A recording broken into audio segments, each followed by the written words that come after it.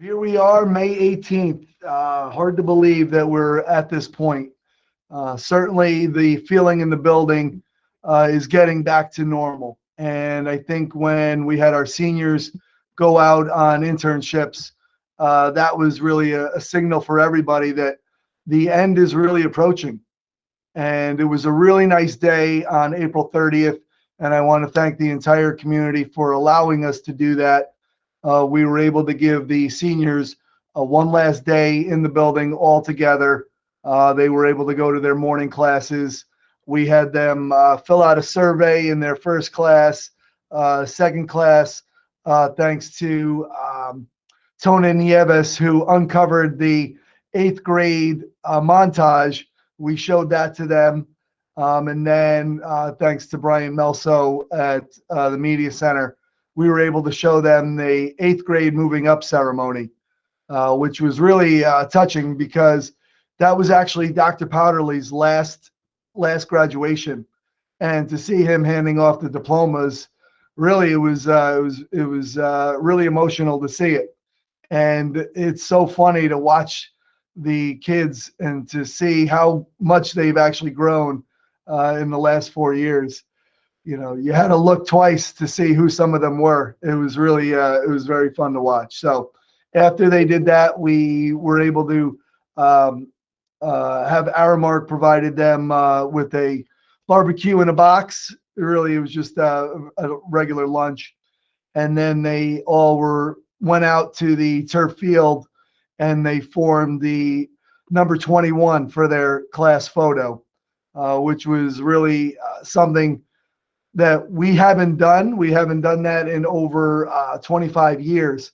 Usually they're packed together up on the hill where the front circle is, but we wanted to do something obviously socially distant and really memorable for them. So they were able to form the number 21 with their with their classmates, and that'll go into the yearbook. So that was really fun to see.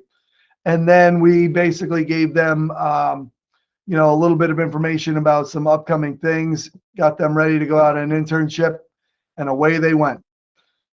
So I think for them and for the teachers, everybody in the building, it was really a very special and memorable day. And we were really happy that the other classes could learn remotely on that day so that they didn't miss a beat.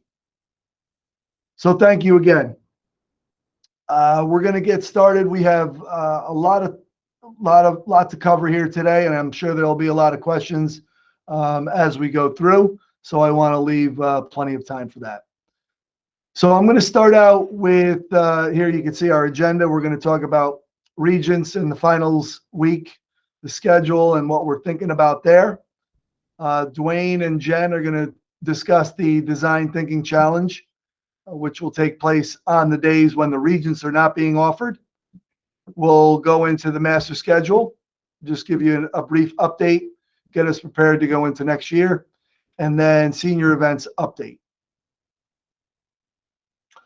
All right, jumping in. So the Regents and finals week update.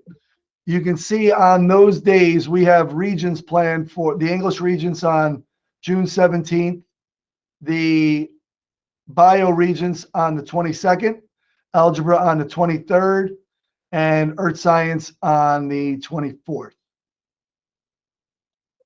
And just for information purposes, so far we have 5 students registered for the English Regents. We have 5 for the Bio. We have 1 for the Algebra and none for the Earth Science. And I don't share this with you to change your mind in any way. It's only information that I want to share and be as transparent as possible. So I had sent out the survey twice now, and I think some parents may have thought that it was only if you would only respond if you were going to take the exam. We want it. We want the information. We will be reaching out to those parents who have not yet filled out the survey. We'll be sending the survey out one more time, and then we'll be making phone calls just so that we can make sure that we have it scheduled properly. All right. So on those days of the regents, we will, have students in the building. They'll be taking them, and it'll be fine, like a normal day. The New York State tells us that those days when regents are not occurring, there needs to be regular instruction in the building. And those days are tied to the 180 days that we need to satisfy the requirements for state ed. And for us to be able to do that, we want to have an opportunity, we believe, to give our students a lot more voice in a time when sometimes it could get buried. So this is really an opportunity for us to be able to allow them to share what their feelings are around how how the year has gone, and then preparing to go into next year. So we get a lot of questions about those days, either whether they're Regents days or whether they're the Design Thinking Challenge days. Will attendance be taken? So we will be taking attendance, but it's only for contact tracing purposes. And that's specifically for the Design Thinking Challenge days. So we have a lot of families who say, oh, we have an opportunity to go to something on June 17th, or on the 18th, we have an opportunity to go to a camp, and camp starts then. What will be the repercussions if they're not in school? Well, we would like them to participate. This is an opportunity for them to really have their voice heard during the design thinking challenges. But in terms of it having any negative impact on their overall grade or their attendance, no, it won't. So will we be calling up and asking for you to give us a letter on those days? No, we won't. But we really want every kid to be able to have the opportunity to have their voice heard in that process. So if students cannot make the design thinking challenge, we will have an asynchronous opportunity to participate. Although it'll be less engaging, we do want them to be able to have their voices heard. So although it won't be as intense, it will still be an opportunity for them to participate. Our regular bus schedules are going to be in effect during that time, so kids can get dropped off in the morning, and then we will have an early bus leaving at 12:20. So for students who finish the design thinking challenge or they finish the morning regents, there will be a bus to take them home. And then we'll have a regular runs at 2:25. Now, we know some of our sophomores have their licenses already, but only our current juniors with parking permits will be permitted to drive to school on those days. So drop-offs are permitted, the bus is permitted, but nobody other than our juniors with those permits can drive. Aramark will be open for light snacks throughout the day. And then if any student is going to be taking the regents, they're going to be getting an email directly from Ms. O'Connor by June 15th, indicating where their location is, the materials that they should be bringing in, and any specific accommodations specific to them. So now I am going to actually turn it over to Dwayne and Jen, and I'd like them to take us through the design thinking challenge. Jen and I have been working with the Global Scholars Program since its inception, and in the last few years, design thinking has been a big part of our program. What we've learned over those years is that many of our graduating seniors come back and say their college interviews were focused a lot on the work that they were doing in our class, specifically the work that they were doing with design thinking. And I think in part that's because many colleges, and you'll see that in the video, offer design thinking programs. It's typically part of the business schools that colleges have, because it is something that's used in businesses as a way to innovate and create new products. We use it exclusively with our year twos as a way to help them form action plans. So the video that Chris is going to show is a very quick video that will give you a little bit of an introduction to the components of design thinking. And then Jen and I will talk to you a little bit about the day, what it's going to look like for the students. We're excited about this. This is an opportunity that I know most schools are not using in this way, where we're going to be bringing in our juniors to help run activities for the rest of the school. So this is a really exciting time. So Chris, can you play the video?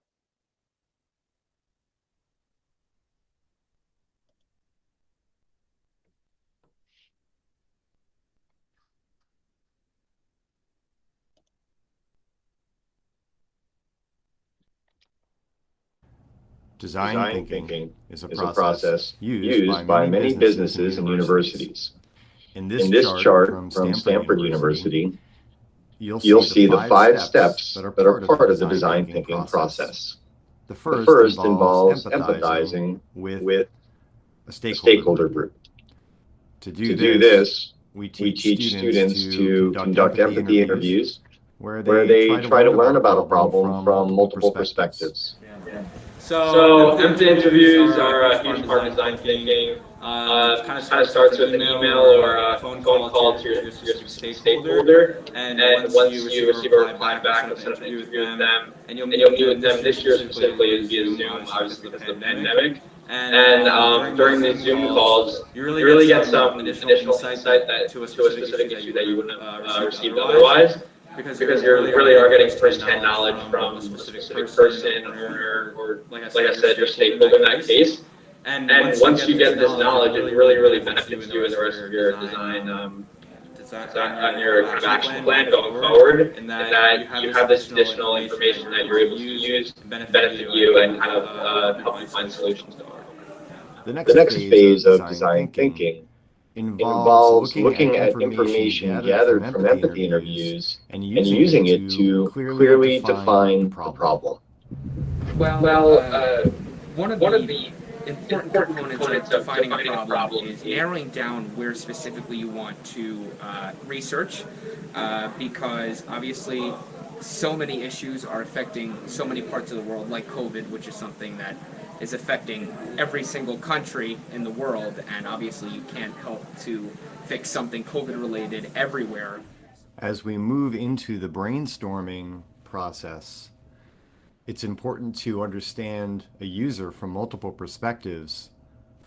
I've spoken to multiple stakeholders from inside and outside of the school, and by doing that and learning about multiple perspectives has allowed for me to expand my project and my solution to not just a select group of people, but to help impact and benefit a lot of others.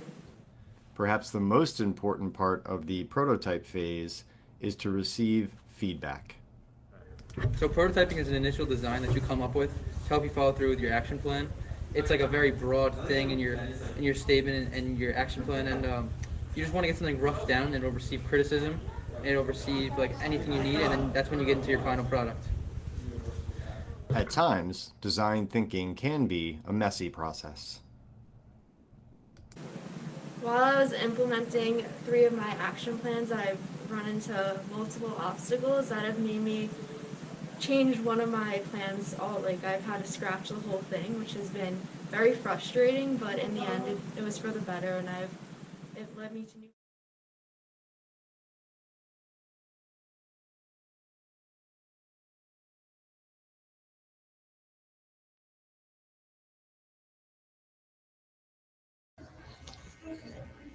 That was some of our year 2 students explaining how they use design thinking to develop action plans to target a plan to address a social issue that they've researched and really care about. But we do that design thinking over a number of months. But a common technique to help people understand design thinking is to do something called a design thinking sprint. And really it's to go through all of those phases of the design thinking process in a compressed amount of time. And actually in a lot of businesses, they still use that. They'll lock themselves up in an office for a day, or maybe in today's world in a Zoom meeting, and they'll go through the process quickly together. And so we really thought that this is such a great thinking approach that students can use in lots of ways now in college and in their future. And we thought, how can we design a sprint that would expose more students to this way of thinking, but at the same time, help us start to think about what, what things that our community needs to come back together. So the big question that the students will grapple with is, how might we build back our community in the wake of the COVID-19 pandemic? And so we're looking for their best thinking about that issue. We're asking them to identify a specific problem. They're going to be interviewing various stakeholders to understand the issue better, but ultimately they'll be brainstorming, creating prototypes, getting feedback on those prototypes, and then delivering an idea by the end of the sprint. And so our hope is that we have a plethora of really creative, engaging ideas about what the school can be doing in the fall to sort of build back and create that community that will sort of support and embrace us all. So we're really super excited about that. Thanks, Jen. Thanks, Dwayne. And just to remind everybody, we use this with our Global Scholar students at the onset of our master schedule review process. So in September of 2019, we went through this process with them. And at the end of that initial day, the students themselves came up with prototype schedules. And some of them look very similar to the ones that we actually wound up creating. And every time that we allow our students to participate in this process, we wind up having a much better outcome. And Chris, let me add one thing too. I think the important thing for us is that this sprint is going to do a couple of things. Number one, it's going to give our current juniors a chance to take some leadership in the school. Next year, they'll be part of our year 3 program, which is a leadership development program in Global Scholars. The second piece of it is that it will give the other students in grades 9, 10, and 11 who are not part of our program an introduction to design thinking and to the benefits of it. And then last but not least, it's also going to introduce other teachers in the school to this process, which in a way is some of the best professional development we can offer here in a week that used to be devoted just to giving tests. So we're really excited about the process that we're going through, and excited that our students can be part of it, and excited that we may have other teachers who are really jumping on that design thinking bandwagon with us. So for this to work, we try to get as many stakeholders as possible. And we're looking to see if there are any opportunities for parents to be involved as well. And just stay tuned for an email that will be going out looking for parents to volunteer for our empathy interviews. And the important part as you start, in the early process, as Dwayne had pointed out, was looking at the data. And we've received a lot of data from our Challenge Success Student Survey. We're going to be using that. We're going to be using qualitative data that we've gathered throughout the year. We're going to look at, obviously, the CDC and the New York State guidelines as they are right now. We're looking at all of those bits and pieces in order to try to help us energize ourselves into next school year. Chris, as families are thinking about the questions, 2 things I just want to say about this is, for one, we're always looking for opportunities to empower our students to feel like they have a voice in our schools.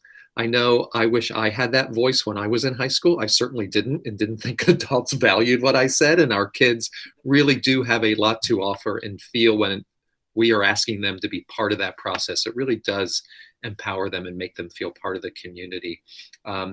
And 2, it really hears their voice, and that feeling that students can actually make a difference is something else we're really striving for, that they can be partners with us and be a stakeholder in what we're doing in our high school. So it's not like we're doing school to them, but they are part of school, sitting side by side with us making those decisions.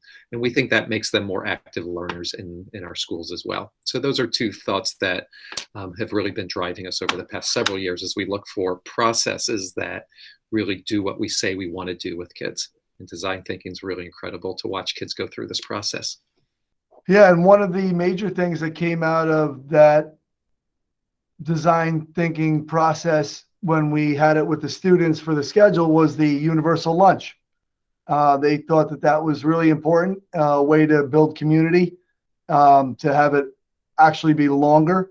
So really taking from them what their experience is and trying to take that and have an impact on their day-to-day lives here. It's really powerful.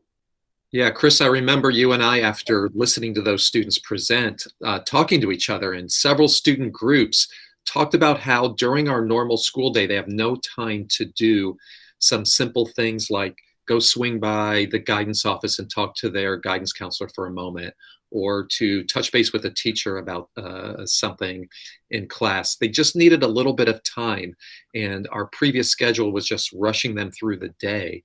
And I think that really influenced Chris and the scheduling team's thoughts about slowing things down, giving students that time during the day built in so they can do some of those things. That was a big aha for us when we heard them talk about that. All right, Jen and Dwayne, you're welcome to stick around, but I know you have a lot to do. You know, I'm going to, when I update the slides, I'm going to put your email addresses on there. So if any parent has any questions, they can email you about it. All right, thank you very much, Jen and Dwayne. We did have a question that came up I want to go back to. It's a good question. If not taking the Regents, do students still need to report to school on that day? No, they do not. They do not need to report to school if they are not taking a Regents. They should not report to school if they are not taking a Regents, I should say. All right, I did want to go and just as one final time when we're meeting here before we start thinking about next school year, I did want to give an update on our master schedule. We are fully prepared to move forward with it next year. We are intending to start the school year with this schedule, and we have a lot of practice thinking about the possible issues that could come up. Right now, Kristen Sautner and Christina Wilson are actually scheduling every one of the students in the classes. So it's really coming to life. And as the year starts next year, obviously with the COVID protocols, those will be in place. But we do intend to start the school year with this new schedule, the Byram drop, as we're calling it. So it looks like some of the key features are we are moving from a 49-minute class period up to 64. And when we do that, we show that the types of learning are really going to be differentiated naturally a lot more than they are now. There's going to be a lot less opportunity for direct lectures. That'll still take place, and there's still appropriate in certain times, but there'll be more workshops. There'll be station learning. There'll be a lot of collaborative learning. There'll be a lot of different types of group work, more project-based type of assignments. You're going to see a natural differentiation take place when those classes go from, 44 minutes on an A day up to 64 minutes next year. We are going to have an 8-day cycle, and they're just going to be the number of the day. So there's no A day in there. It's going to be 1 through 8. The lunchtime is going to be 43 minutes, and that's a universal lunch period. That goes up from our 25 minutes during A day, 26 minutes during the other days, up to 43 minutes. Teachers will also have lunch at that same time too. We think this is going to be really important for community building, but that universal lunch will be really critical. Making it longer gives the kids the opportunity to actually do some just socializing, just some decompressing, or you could do some homework, or they could actually just eat at a normal pace All of those things are going to be able to happen there. Okay, again, we're going to be meeting 5 classes per day. So with the 5 classes per day, students should not be overwhelmed with assessments. The amount of homework that's going to be given per class per day will naturally decrease. So we feel like the amount of focus that they can have is going to be much better. You know, remember during an A day, they were meeting 8 classes on a particular day. Really was like the hamster wheel. We are going to start next year with 25-minute opening office hours, and the buses are still going to be coming at the regular time. So students can come in, they can meet with their teachers during that opening 25 minutes. If they don't need to or want to, they could use that extra 25 minutes at home, and if they're getting dropped off, they could hit the snooze button a couple more times. They can use it any way that they want.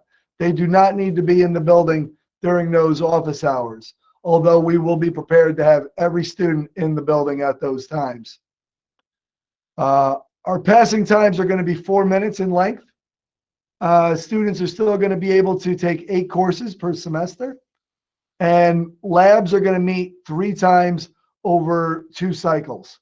So they'll meet 3 times in a 16-day cycle. And phys ed is going to meet 3 times in that 8-day cycle as well. This is what it's going to actually look like. And thank you to Kristen for making this very appropriate colored version for us, showing our colors. And again, thank you to the stakeholders who participated in our empathy interviews during that time. Really, all of that input was very, very helpful. And this year, having the ability to sort of pilot the schedule was really important. We were looking at it. It definitely was a silver lining in a year when there weren't too many silver linings. So thank you to everybody for your input on that. And again, the scheduling steering committee will be continuing to meet throughout the year.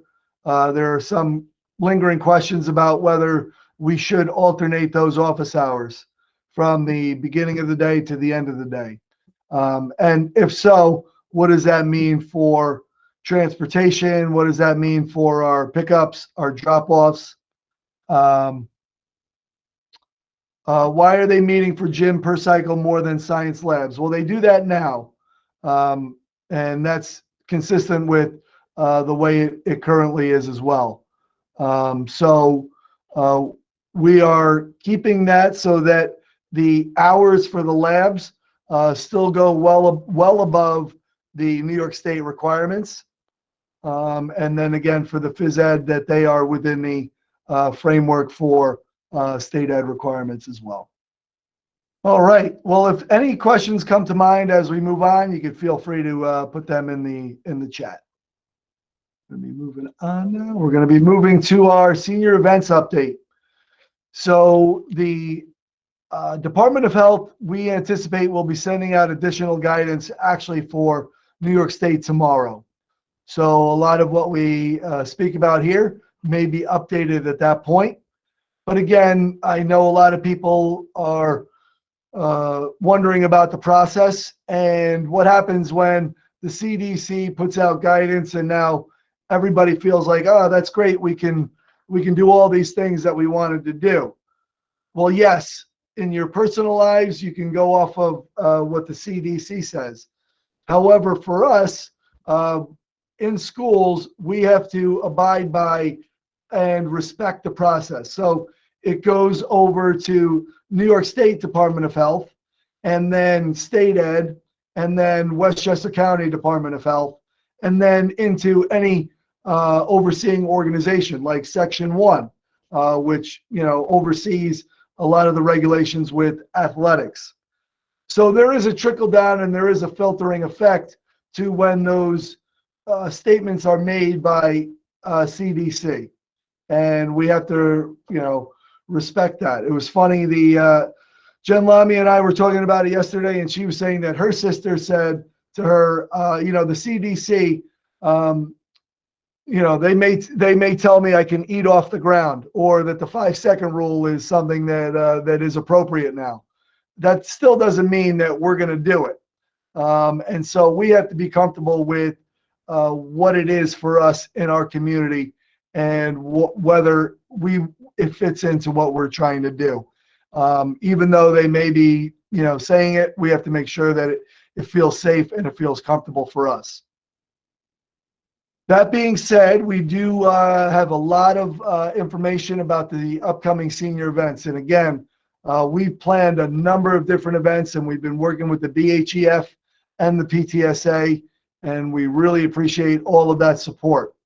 So at no time in our history have we offered any more events for our seniors than we are this year. So it kicks off on Thursday, June 17th, and that's our Bobcat Senior Day from 2 to 4. That's when they're going to do things like they're going to stamp their class into the rock. They're going to be doing the sidewalk chalk again. We're going to have an opportunity for them to paint their cars. They're going to be doing the car painting. We're going to be doing, those things that get them really ready and get them really psyched up for their prom and their graduation. That'll be here on campus. We will be providing the spray paint. They can bring in the windshield paint and the car paint. We will also be providing the sidewalk chalk. Actually, I think I probably have enough in my garage to satisfy the whole senior class. Then again, that night, the movie night, which is sponsored by BHEF, that's going to take place here on the turf from 8 to 11 p.m. That'll be the Bedford Playhouse. We'll be sending out information on how to order concessions, but that'll be a really nice event here for our senior class. They've selected Ferris Bueller's Day Off, and we're really excited for that. Then the next day, we're going to have our prom here from 6 to 9 p.m. We also we know that we would want to have a very traditional prom where they're all in one location and they're all dancing to music without masks on and dressed up and having a nice meal and then going off. That is not our current reality. And the reason that we moved this from 6 to 9 p.m. is because we understand that this is going to be more of a prom type of reception. It's going to be a gathering where they're getting together. They're able to walk down the red carpet, do the step and repeat. We'll have the photo backgrounds. We will have the food trucks. We will have a DJ where playing music. We'll have an area where students can ceremonial dance and socially distance, move rhythmically. And we know that students are going to want to then go out to their events that they have planned afterwards. So for that, we are going to allow the limousines and the party buses to drop off and pick up. However, they will not be allowed to remain on campus. We will be checking those as well as they come in. But we will be allowing them to drop off and pick up. They will not be allowed to remain on campus. We also know that if things and the guidance does open up, we do have a sort of a priority for allowing the numbers to go up. So right now we're at that 200 number. If they do go up and we are going to allow more people in, the priority will be for our current 11th graders, then our current 10th graders, and then our graduates. So those who've graduated from Byram Hills, and then outsiders, and then outside graduates, and then our ninth graders. So that is our priority for when if and when we allow others to come, that is going to be the order with which we do it. And we're doing that because of contact tracing. We're doing that because of other high schools as well. And I'm on with the principals of other high schools quite a bit. And I can tell you that those that have already allowed outsiders are getting questions from all the other principals in the area, because many of them, like us, are keeping it to only seniors, only Byram Hills students right now. Again, then the prom, right, we're going to have the two dinner trucks, 2 dessert trucks, and then we know that our students will go out and there'll be a lot of different events that they're going to be going to from here. And that's why we have it ending at 9 p.m. On Monday, June 21st, we have our graduation tribute at SUNY Purchase, and that's at 7:30 p.m. to 10:30 p.m. And what we've done last year is we've tried to take the ceremonial parts of the graduation and put them in the actual graduation on June 22nd, and then for the more of the fun type of things in the graduation, we put them in the tribute. It really is a nice event. We have a lot of surprises in there. The students really participate through their senior slides and their diploma handoffs. We have our valedictorian and our salutatorian addresses at that time. We'll have Jen Lamia's address, Ira Schulman, the board president's address, my address, class gift, a lot of different surprises that we've built in, and it'll be a really nice event. And again, thank you to the PTSA for sponsoring that. And again, Tuesday, June 22nd, our graduation is here at Byram Hills High School. And again, we are going with 3 ceremonies. We're doing that so that we do not have to do the testing. We do not have to gather the information about vaccines. If it does open up and it does change, we will try to, again, consolidate those ceremonies. Remember, we started out at 4. We're down to 3. It's going in the right direction. So for all senior events, there will be 1 ticket. It really is designed for the prom and then going from there. So that 1 ticket is a passport to all the other events. And that is going to be $150, and that'll cover all of the events. Again, they're going to go on sale on June 3rd, and we'll be sending out information about how to get those tickets at that time. Okay, I know there'll be a lot of questions, and I'm happy to take them now. Yeah, based on the guidelines, if they do open up right now, what we're saying is, 2 people per graduate. So, we know that it's going to be, parents, but if siblings, and if it opens up to, something where we can have, a viewing area, yeah, we would certainly open that up as well. It will be live streamed. Media Center will be doing that throughout. I know it's not the same, but yes, we would definitely consider opening it up to siblings if the numbers and the guidance go that way. All right. Well, look, I know that there's a lot of questions out there. I know that people are hearing information from, other schools. I'm happy to answer any questions. Again, right, it has to feel for us that it is appropriate, safe, and within the guidelines. So safety of our students is first and foremost. And again, I know it'll be a really nice series of events for all of our seniors. All right, just some upcoming dates and important events. Again, Colleen and Courtney Bogren had the AP exams up and running. They're going starting today during that administration, and that administration runs through the 28th. May 20th through the 23rd, Fiddler on the Roof, and that's closed seating. And, it's not open to the public. We have the ticketing already done there for the most part. But again, great job by John Lopez, Jim Gulick, Kyle Banks, and Danielle from HCC, and Susan Parati as well, getting the students up and running and ready to go. So break a leg there, Fiddler on the Roof. We have our award ceremony on June 26th. That is going to be live streamed.